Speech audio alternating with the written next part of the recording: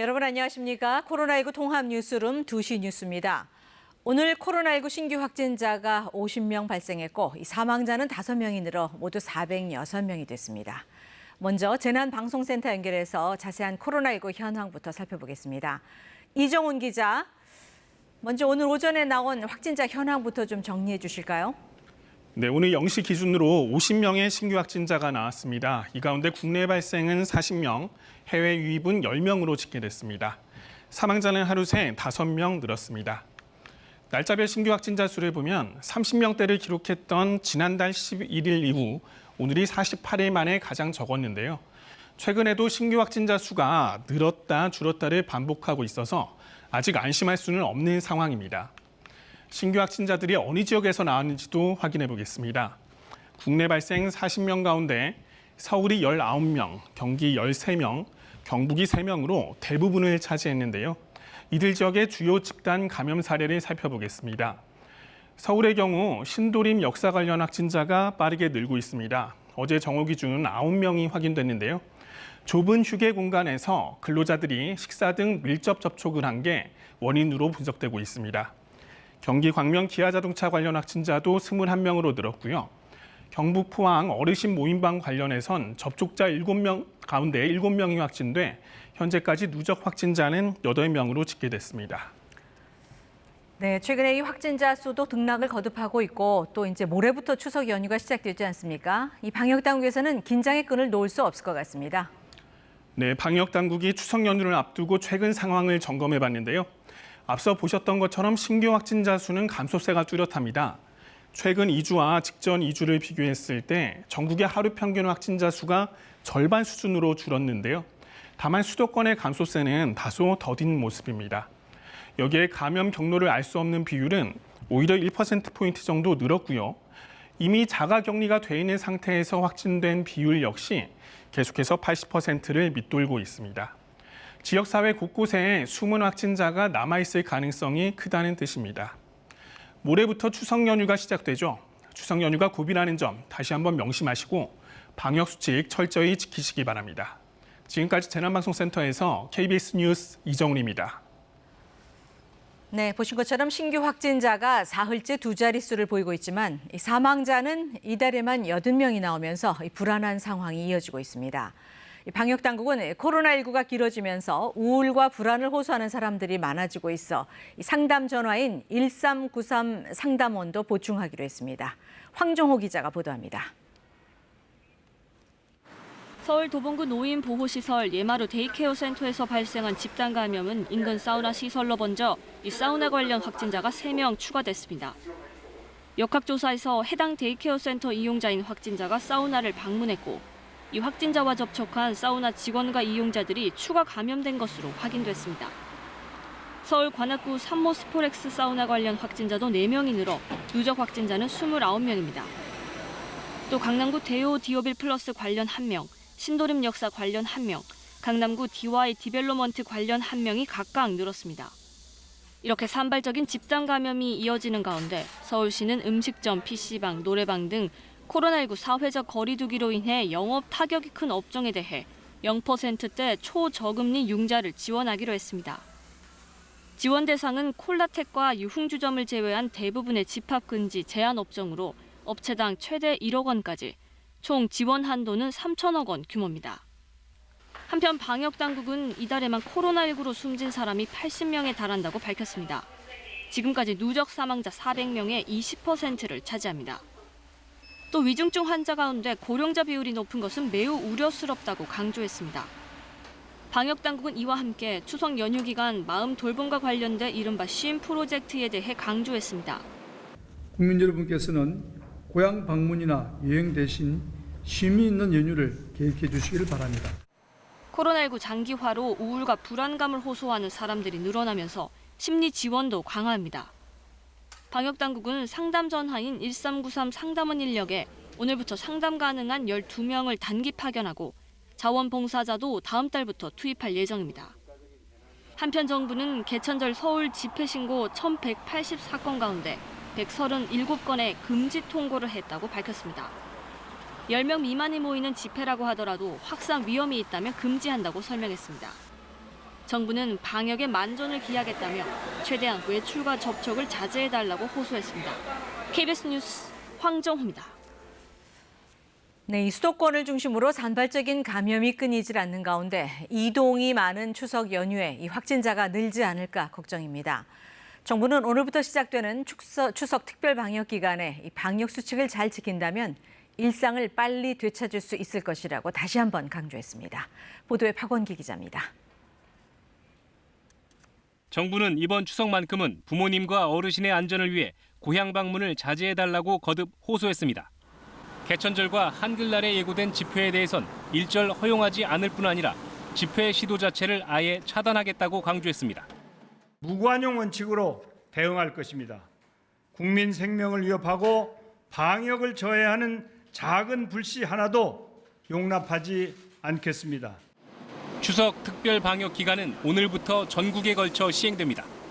앞으로 2주 동안 실내 50명, 실외 100명 이상 모임이나 행사가 전면 금지돼 추석 때 마을 잔치나 지역 축제를 하려면 인원 제한을 따라야 합니다.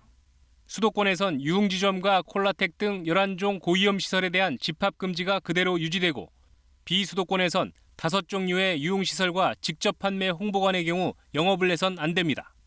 이를 어기면 300만 원 이하 벌금을 내야 하고 확진자가 생길 경우 치료비와 방역비에 대한 구상권이 청구됩니다. 서울시의 잠실 보조 경기장 등 실외 공공체육시설 880곳과 서울도서관 등 문화시설 63곳은 부분적으로 운영이 재개됩니다. 국공립 문화시설은 상대적으로 민간시설에 비해서 방역관리가 우수하기 때문에 개관을 요구하는 시민들의 의견이 많았습니다. 한편 상온 노출이 의심되는 독감 백신을 400여 명이 접종받은 것으로 집계된 가운데 방역당국은 접종자의 건강 상태를 매일 확인하고 있다고 밝혔습니다. KBS 뉴스 박원기입니다. 한편 코로나19로 인한 전 세계 사망자가 100만 명을 넘었습니다. 중국에서 첫 환자가 나온 이후 9달 만인데요. 백신이 보급되기 전에 100만 명이 더 숨질 수 있다는 비관적인 전망도 나오고 있습니다. 게다가 북반구가 곧 겨울로 들어서면서 확산세가 급증할 것이라는 관측입니다. 베를린에서 유광석 특파원이 보도합니다. 지난해 12월 말 중국 우한에서 첫 환자가 발생한 지 9개월, 코로나19로 숨진 전 세계 사망자가 100만 명을 넘었습니다. 사망자가 가장 많은 국가는 미국으로 20만 9천여 명입니다. 베트남전과 한국전쟁, 이라크전 등 미국이 20세기 이후 치른 5대 전쟁의 전사자를 합친 숫자보다 9만 5천여 명이 많습니다. 미국 다음으론 브라질 14만 1천여 명, 인도 9만 4천여 명의 순입니다. 70% of the number of cases and more than 70% of the number of deaths came from 10 countries. 이달 들어선 매일 5, 6천 명의 사망자가 나오고 있는데 향후 전망도 어둡습니다. 현재 전 세계 누적 확진자 수는 3,300여만 명. 특히 북반구가 곧 겨울로 들어서면서 확산세가 가팔라질 것이란 관측이 나오고 있습니다. 코로나19와 독감이 동시에 유행하는 이른바 트윈데믹 우려도 큽니다. 세계보건기구는 세계가 적극 대응하지 않으면 백신이 보급되기 전에 코로나19 누적 사망자가 200만 명에 이를 수 있다고 경고했습니다. 이처럼 확진자와 사망자가 계속 증가하고 있지만 각국은 통제 조치를 다시 강화하는 데 주저하고 있습니다. 1차 유행 때 강력한 봉쇄 조치를 취했다 급격한 경기 침체에 직면한 경험, 여기에다 일부 국민들의 거센 저항이 발목을 잡고 있기 때문입니다. 베를린에서 KBS 뉴스 유광석입니다. 코로나19 확산을 막기 위해 추석 연휴 기간 고속도로 휴게소에 매장 내 취식이 금지되고 포장만 허용됩니다. 한국도로공사는 내일부터 다음 달 4일까지 이 공사가 관리하는 고속도로 휴게소에서 실내 매장 좌석을 운영하지 않고 음식도 포장 판매만 가능하다고 밝혔습니다. 또 휴게소 여건에 따라 입구와 출구를 구분해 운영하고 고객이 많이 이용하는 실내 매장과 화장실에는 전담 안내 요원을 배치해 발열 체크를 할 계획입니다. 이와 함께 도로공사는 모레부터 사흘간 이 고속도로 통행료를 정상으로 징수한다고 밝혔습니다. 일부 보수단체가 개천절에 이른바 드라이브스루 형태의 차량 시위를 예고한 가운데 경찰은 원칙적으로 차량 시위도 집회와 시위에 관한 법률의 근거에 금지한다며 당일 현장 교통경찰관의 지시에 불응할 경우 면허 취소도 가능하다고 밝혔습니다. 장하연 서울경찰청장은 오늘 기자간담회를 갖고 교통경찰관의 정당한 지시를 3번 이상 불응하면 벌점 40점이 부과되고 면허정지 사유에 해당한다고 설명했습니다. 장하연 서울경찰청장은 또 일반 교통방해는 벌점 100점, 공동 위험행위를 했을 때는 입건 시 벌점 40점이 부과될 수 있고 당사자가 구속되면 면허가 취소된다며 개천절 차량 시위에 대해 엄정 대응할 방침이라고 밝혔습니다. 다음 소식입니다. 이 코로나19로 글로벌 주요 모터쇼가 줄줄이 취소된 가운데 30년 역사의 중국 베이징 모터쇼는 예정대로 열렸습니다. 이 세계 최대 전기차 시장으로 우뚝 선 중국을 공략하기 위해서 다양한 신차들이 선보였는데요. 이번 전시 차량의 20%가 전기와 수소 등 다양한 신에너지 차량이었습니다. 베이징에서 안양봉 특파원이 취재했습니다. 축구장 25개 넓이 전시장에 차량들이 빼곡합니다. 올해 세계에서 유일하게 개막한 베이징 국제 모터쇼입니다. 전시 차량이 785대, 그중 전기차 등 신에너지 차량이 120대입니다. 세계 최대 전기차 시장으로 성장한 중국 시장을 공략하기 위해 주요 자동차 제조사마다 신에너지 기술이 도입된 새로운 모델을 선보였습니다. 전기차 시장의 강자 테슬라는 기존 차량만 선보였지만 후발주자 중국 비아디가 중국 통일 왕조 수당원 등의 이름을 딴 전기차 신차를 선보이는 등 베이징 모터쇼에 첫 공개된 신차만 82대입니다. 是为了迎合更多的这种的年轻的朋友我觉得这一次车展呢，主要可能对于我们年轻的朋友来说，有更多的这种的吸引力。 기아차는 신형 카니발과 이달 초 출시된 중국형 올뉴 K5를 선보였습니다. 현대차는 고성능 전기차 RM20E와 판매용 경주차 엘란트라 NTCR을 처음 공개했습니다. 현대차는 2025년까지 44종의 친환경차를 공개하며 세계 3대 전기차 제조사로 도약한다는 계획입니다. 包括我们的氢燃料电池车 Nexo 和我们的一个独立的电动车品牌 Ioniq 将带它更多的全新产品进入中国市场。 베이징 모터쇼는 중국이 코로나19를 통제하고 있다는 자신감, 그리고 중국 경제가 안정적이라는 것을 보여주려는 의도로 보입니다. 베이징에서 KBS 뉴스 안양봉입니다. 네, 이번에 중앙방역대책본부 연결해서 코로나19 현황 보고 직접 들어보시겠습니다. 하셔서 누적 사망자가 406명의 치명률이 1.72%가 되었습니다. 삼가 고인의 명복을 빌고 유족께는 심심한 위로의 말씀을 드립니다. 어제 국내 주요 발생 현황에 대해서 설명드리겠습니다. 서울 강남구의 대우 디오빌 플러스와 관련해서 4명이 추가로 확진되어 현재까지 총 52명이 확진되었습니다. 서울 도봉구 예마루 데이케어 센터하고 연관돼서 사우나 관련돼서 3명이 추가로 확진되어 현재까지 관련 유행은 27명으로 집계가 되었습니다. 서울 관악구의 산모 스포렉스 사우나와 관련해서도 5명이 추가로 확진이 되어 누적 확진자는 29명입니다. 경기도 고양시에 있는 박예원 정신요양시설과 관련해서는 격리 중인 입소자에 대한 주기적인 검진을 통해서 2명이 추가로 확인이 되어 현재까지 총 누적된 확진자는 41명입니다. 경기 군포 안양의 가족 모임과 관련해서는 5명이 추가로 확인되어 총 7명이며 감염의 위험 요인으로는 가족 간의 식사 및 대화 등 밀접한 접촉으로 인한 전파로 추정되고 있습니다. 경북의 포항시의 어르신 모임방과 관련해서는 3명이 더 추가로 확인되어 현재까지는 총 11명입니다. 모임방을 방문하셨던 방문자가 8명이고 가족 및 지인이 3명이 확인이 되었습니다. 다음은 해외 유입 확진자에 대해서 말씀을 드리겠습니다. 어제는 10명이 확인되었으며 검역 단계 7명, 지역사회 격리 중에 확인된 경우가 3명이었습니다.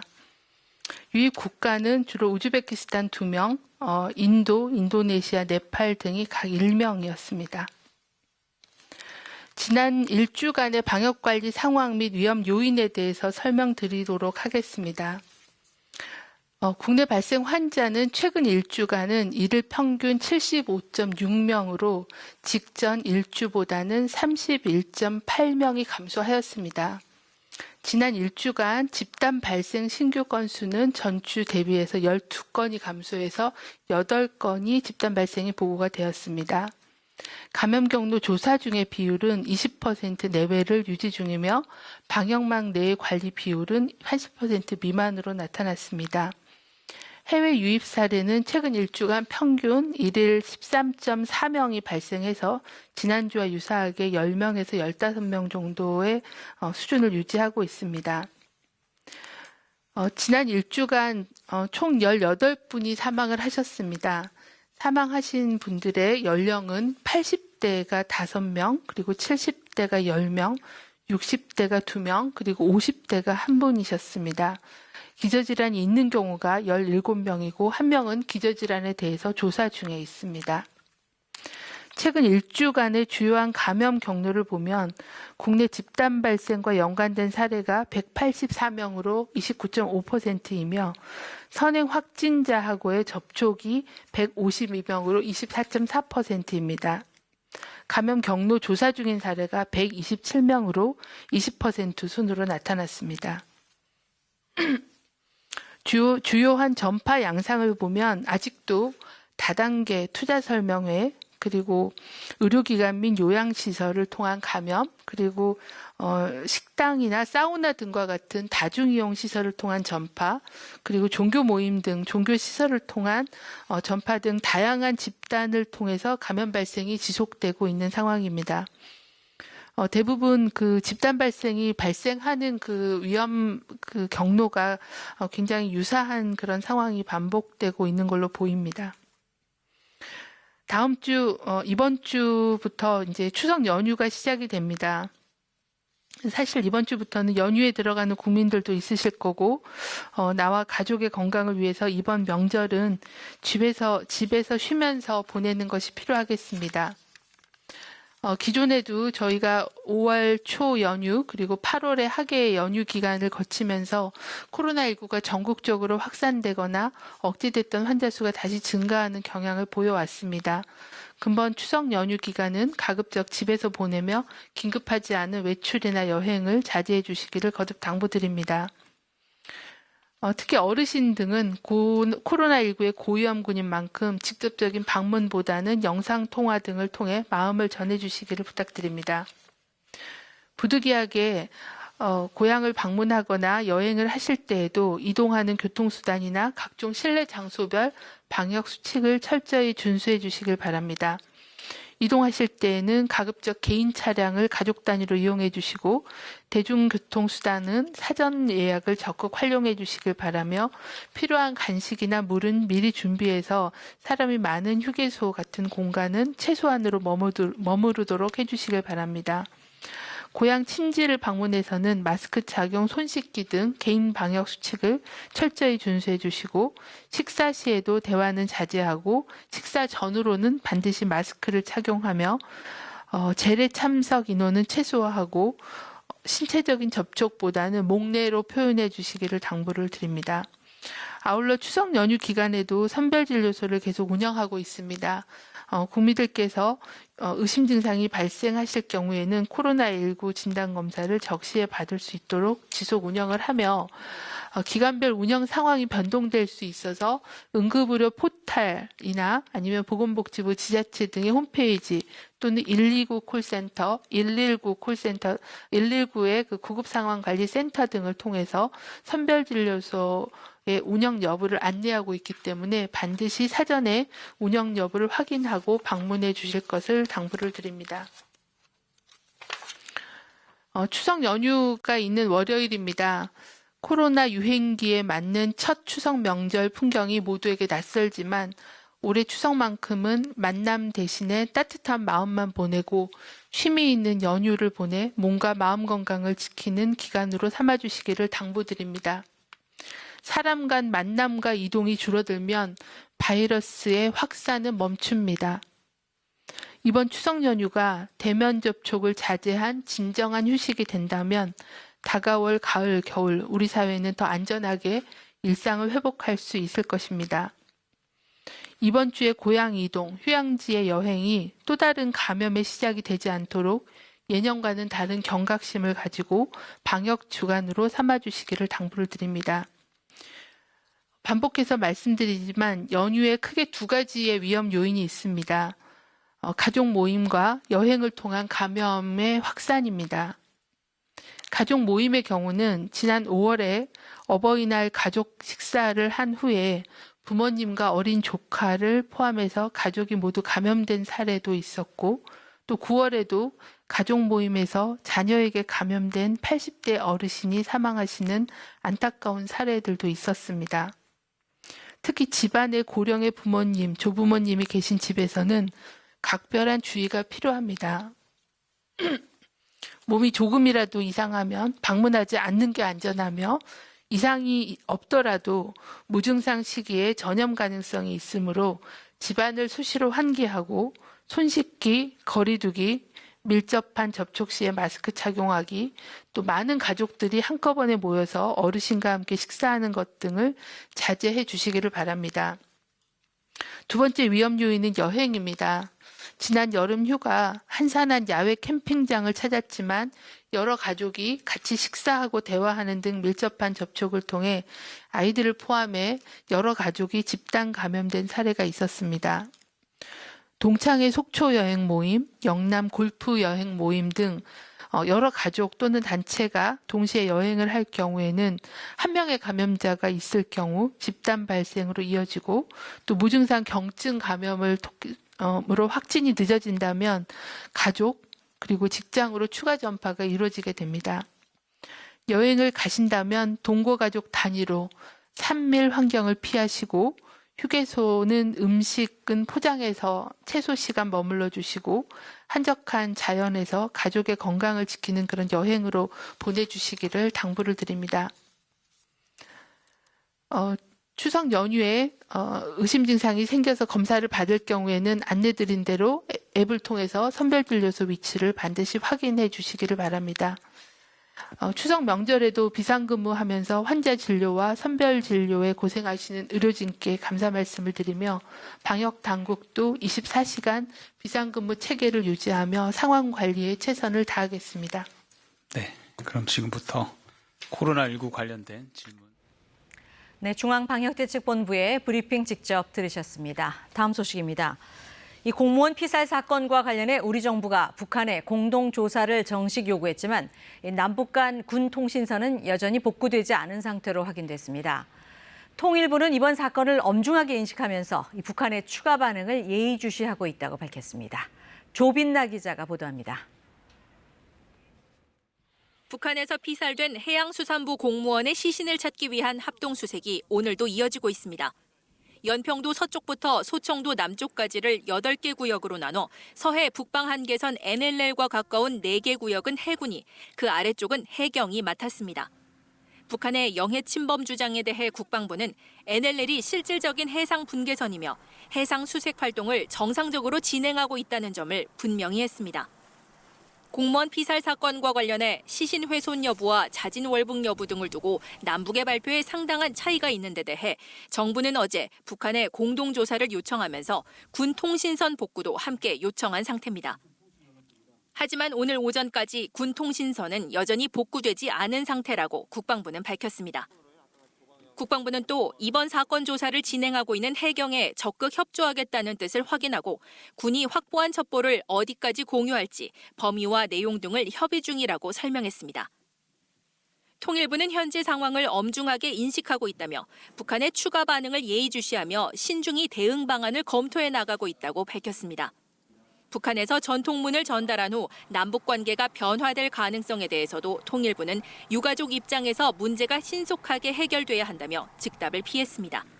KBS 뉴스 조빈나입니다.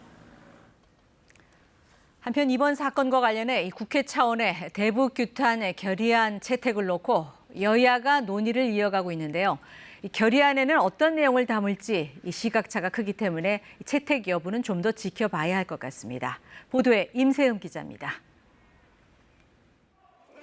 국민의힘은 검정 정장과 마스크 차림으로 국회에서 긴급 의원총회를 열었습니다. 북한의 극악무도한 행태를 강하게 규탄한다면서 동시에 국방부와 문재인 대통령을 겨냥했습니다. 특히 문 대통령이 국민을 구출할 지시를 내리지 않고 의문의 48시간을 보냈다며 지금까지도 국민들에게 입장을 직접 표명하지 않고 있다고 비판했습니다. 국민의힘은 민주당을 향해서는 오늘 오후 본회의를 열어 대북 규탄 결의안을 채택하자고 요구했습니다. 정의당과 국민의당도 결의안 채택 요구에 함께했습니다. 민주당은 결의안을 논의해보겠다는 입장이지만 내용을 놓고는 여야 간에 차이가 있습니다. 국민의힘은 지난주 국회 국방위 결의안을 그대로 본회의에서 통과시켜야 한다는 입장입니다.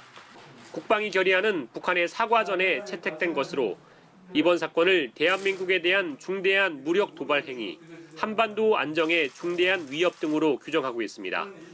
반면 민주당은 북한의 사과라는 상황이 반영돼야 하고 특히 공동조사 요구를 결의안에 포함시켜야 한다고 맞서고 있습니다. 결의안 문구 조율이 이루어져야 여야는 오후에 본회의를 열어 결의안을 채택하게 됩니다. 민주당은 북한의 공동조사 수용을 촉구하면서 국민의힘의 공세에 대해서는 국정 흔들기, 북풍 정치라고 비판했습니다. KBS 뉴스 임세웅입니다. 현재 서울은 25.8도까지 올랐습니다. 오늘도 한낮에는 더위가 이어지고 있는데요. 추석 연휴가 있는 이번 주에도 일교차 큰 날씨가 이어지겠고 주 후반으로 갈수록 기온은 조금씩 낮아지겠습니다. 연휴 첫날인 수요일에는 중부와 전북 지역에 오후 한때 비가 오는 곳이 있겠습니다. 강원 영동 지역은 추석 당일 오전까지 비가 이어지겠고 수도권과 영서는 금요일에 비가 올 가능성이 있습니다. 아침에 짙게 끼었던 안개가 지금은 걷혔습니다. 전국이 대체로 맑은 가운데 가시거리도 20km가량 깨끗한 상태입니다. 오후에도 맑은 날씨가 이어지겠고 밤부터는 다시 안개가 짙어지겠습니다. 낮 최고 기온은 서울이 26도, 대전과 광주가 25도, 대구와 부산이 24도 등 전국이 25도 안팎까지 오르겠습니다. 일교차가 크게 벌어져 해가 진 뒤에는 금세 서늘해지겠습니다.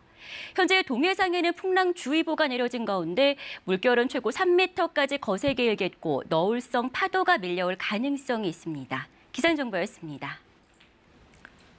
코로나19 통합 뉴스룸 2시 뉴스를 마칩니다. 시청해주신 여러분 고맙습니다.